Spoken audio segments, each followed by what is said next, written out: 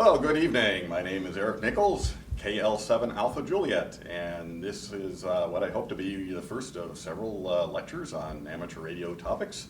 And I am here at the Hutchison Career Center, or Hutchison Institute of Technology now, in Fairbanks, Alaska. And here are some of my students here. We have, why don't you introduce yourself? And Brian. I'm Roger. Henry. Frank, KL2NR. Yeah, new licensee, all right.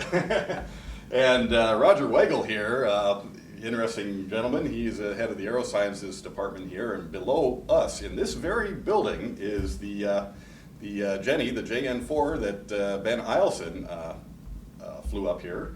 And for those of you in the lower 48, it probably doesn't mean a whole lot, but he was one of the pioneers of aviation in Alaska.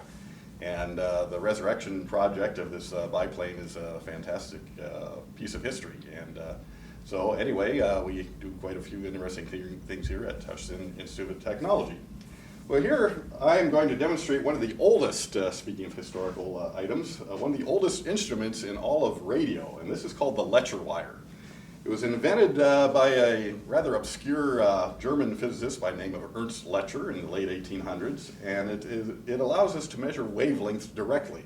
This predates commercial radio by quite a few years, but it's a very useful instrument in that variations of this are used in many modern electronic circuits, radio transmitters, cell phones, you name it. But this is a very old device, at least 100 years old in its current form here, and I've tried to reproduce it as close to the original as possible. It's actually very simple. It's two parallel conductors, in this case just copper rods. We have a very sensitive radio frequency voltmeter, or RF detector here, and this has a microammeter here.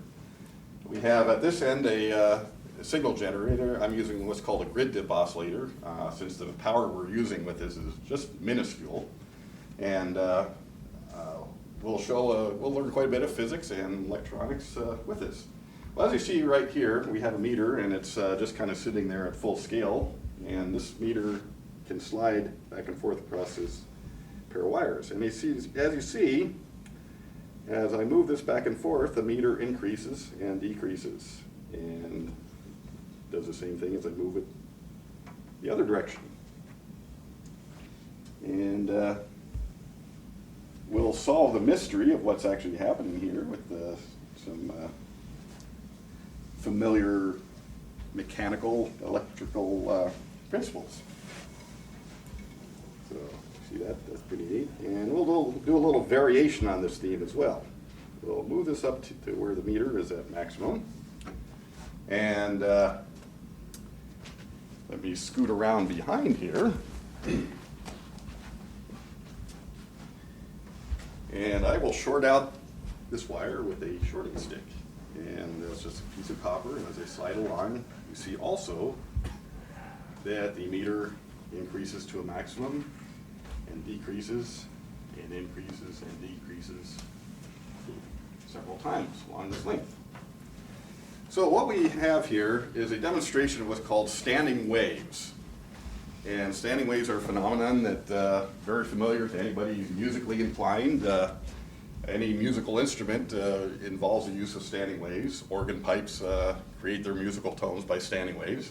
The only difference here is that we're using electrical waves rather than sound waves. What we're actually seeing is the changes in the voltage across these wires as we move this meter across. Now, the interesting thing about it is where the meter goes to zero is exactly the same distance. So if we pick these two distances here, where the meter goes to zero, that's going to be exactly the same distance as we move here. And what that distance is exactly a half of an electrical wavelength. And so what we can do here is we can measure the wavelength directly of the signal that we have going into here. And I wonder if one of our graduates or one of our new licensees would be interested in perhaps seeing if they can calculate what the frequency of this generator is using the information that we have here. It's up on the board. Okay. We have a formula here, and it's pretty simple. We don't even have to look at it, but the frequency is 300 million over the wavelength in meters. And right here we have a meter stick, right here. And if we were to predict how this is going to behave, or what the frequency is here, we would simply take a measurement where the meter is at 0, and we could mark that off with our meter stick, closely estimating it with precise technique, staring down here. And we could move this along the meter stick until we find the next dip. And we look there, and we have 45 centimeters. Actually about 46 centimeters. 46 centimeters is 0.46 meters. So if you were to take 300 million and divide by 0.46, anybody have their handy dandy calculator here? Okay.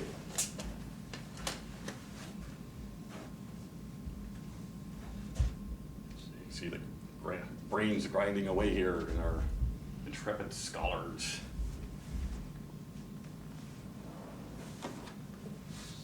65,217. 65. Oh.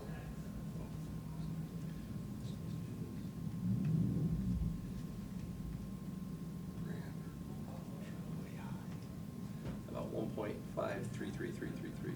1.533333 watt. -9. Our answer is going to be in Megahertz. megahertz. 300 million divided by point. That's not right. Okay.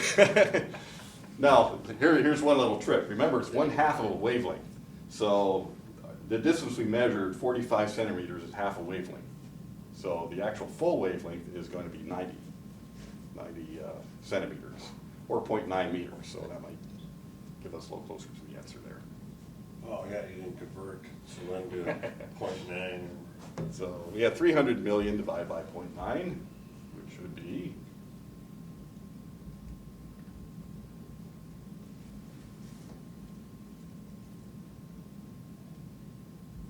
That's not right.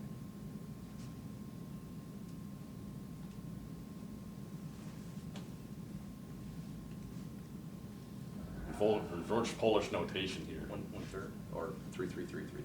Okay, you got 333 megahertz. Well, how close are we?